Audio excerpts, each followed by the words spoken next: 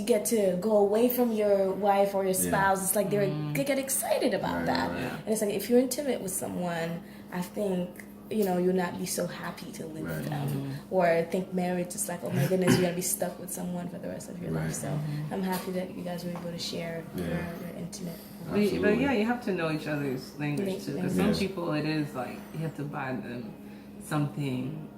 But it has to be like something that they can see is from your heart, not just buying random. But to them, that's like being intimate. Like for us, we don't buy gifts, like because it's just not our whatever. So yeah, that's an important part of it too. But I think the key is the friendship. Once you can establish that friendship, intimacy bursts from that. You see what I'm saying? Because a lot of people, they go into it thinking it's all about sex. It's all about sex. What if the spouse gets sick? Exactly. You see what I'm saying? Can you still be intimate?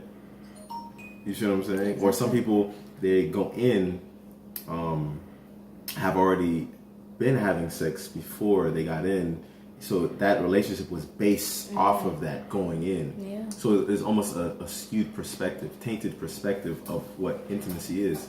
See, like I said, our story. You get pregnant. It's like, so it's skewed. You see what I'm saying?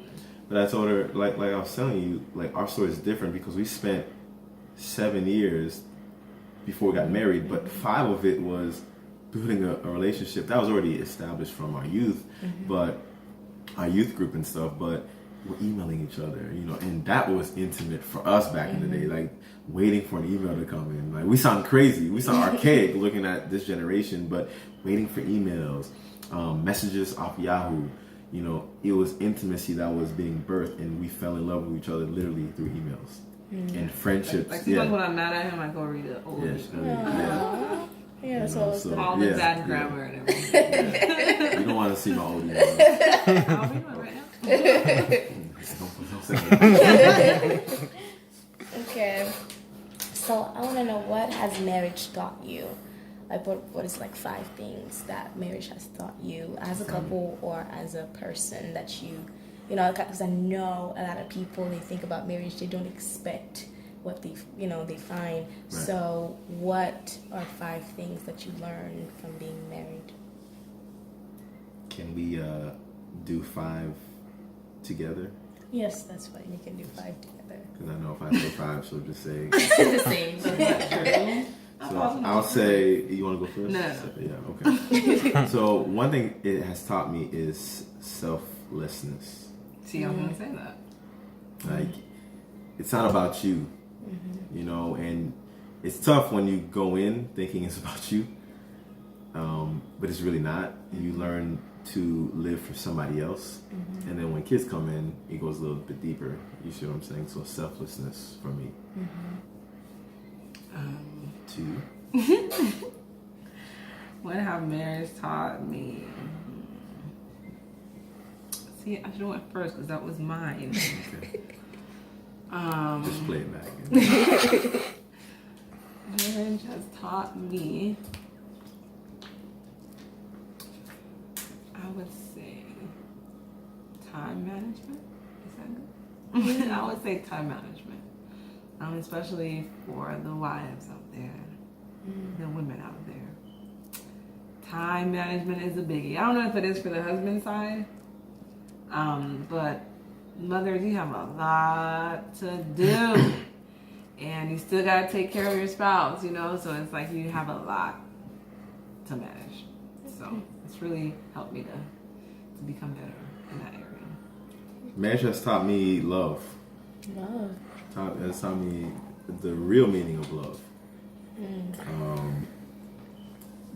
Because the type of guy that I was, tell the truth, shame the devil. The type of guy that I was, and she knew me back in the day with the youth ministry. It was just jumping from girl to girl. You didn't really care about their feelings or what they thought. You thought it was funny. It was just funny to me. You see what I'm saying? And that's when I knew I really was in love with her, because. And I used to always tell her, we were talking about it the other day, I told her that because I was so in love with her, I was scared. Because I feel as though it was a part of me that was a wall that was coming down, in a sense, because I never really, not that I didn't respect females, but the whole relationship thing, it was just funny games. You know, we talk to a girl and then you go with your boys and then you just laugh. Oh yeah, she said this. And you just laugh about it. But being with her taught me how to love. And in that knowing the concept of forgiveness. So that was 3. That was still 2. Because love holds no record of. No.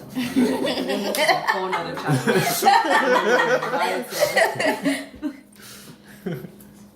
Number 3? No, you're number 5. 4. Okay. Well, marriage has taught me. Forget. Okay. I would say that I think being married has really helped me to understand the word better. And I was gonna say love. I was going to say the love. Okay, I'm gonna say what I was gonna say, and then you can add to it. I was gonna say, see, this is the oneness we're talking about right here. But I was gonna say like the love of Christ. Like it really helped me to understand the love of Christ a lot more. Like to love us, even though He knows that we're no good. Like we have a lot of stuff that's wrong with us. So it's like as we grow in our marriage, it's like you get to see more and more like stuff that may not be good about your spouse, you know, or stuff that they need to work on. And so I really like, wow, like this is like how God does it, and it just blows my mind every time. That's what I was gonna say. And I would say for me, marriage has taught me submission. Because a lot of times we read the Bible and we say, wives submit to your husband, but it's vice versa, you know, because if you take it just, oh yeah, the wife submits to me and I don't have to do anything else. I learned submission in many ways where I had to literally just, okay, and I just go with what she's thinking, what she's feeling. So it taught me submission, and in that, the safety. Submission is safety. Am I usually right? You know, every now and then the little Every now and then. So what do you mean by Too close to safety? the edge. Sorry, it was shaking a little bit. The camera. What do you mean by safety? Because sometimes I might want to do something, and then she's not fully 100% in agreement. And if I wanted to, I could just be like, well, I'm going with it anyways because I'm the head. But I might just be like, you know what? Let me submit to what you're feeling. And then what she was feeling was actually a safety. It preserved us from making a bad decision. You see what I'm saying? So in submission, there's safety.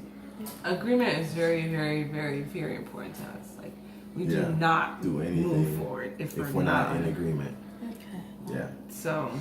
Because there's safety in that too, and it's a submission that goes vice versa. You see what I'm saying? If I'm not in agreement and she's leaning towards it, and I'm not in agreement, we're not going to go with it, and it's vice versa. And in that, there's safety. But if I were just like, forget you, I'm going to do what I want to. Like perfect example. Today she was. What happened today? No, today she was cooking bacon, right? And then in the little thing, there's like an oil canister that holds the oil, and I was going to dump it into the sink. She was like, "Oh no, don't do that because it's gonna mess up the pipe." That made absolutely no sense to me. I could have actually. He actually said that doesn't make any sense. It doesn't make sense. And I asked her. I said, "Could you explain why?" She couldn't. So I was just like, you know what? I could have easily just dumped it, but I said, you know what? Let me just put it to the side. Maybe she was right. You see what I'm saying? But that was an act of submission. You see. Thank you, Holy Ghost, because that's a perfect example. Because I could have easily just dumped it out, and I was going to. You did dump something. I did. I dumped something. That's before she told me stop. And then I was like, okay. And I was like, you know what? I put it to the side and submitted. You see what I'm saying? Even though it made no sense, but there's safety in that, And I encourage that when your spouse says something, you just gotta submit. Sometimes it may not make sense. You do it. Was that 5 or something? Yeah. No, that's 5. That's 5. Yeah. Anything else you guys want to add to that? I think marriage has taught him patience. That was a big one. Yeah, patience is a big one. Yeah, I still struggle with patience.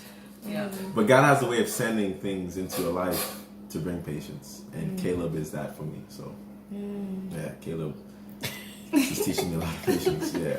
Yeah. So Patience. Yeah. Okay.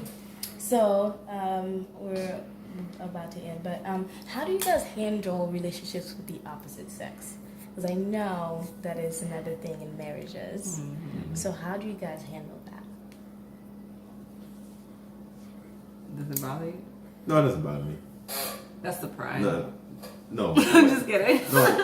Oh, I thought you said does it bother if you share, but No. So does that bother you? oh yeah, that bothers me. I mean, I don't mind if she's talking for another guy, but there's boundaries. You see what I'm saying? I know when we were dating, by nature, I gotta be very careful as I go. I can pause.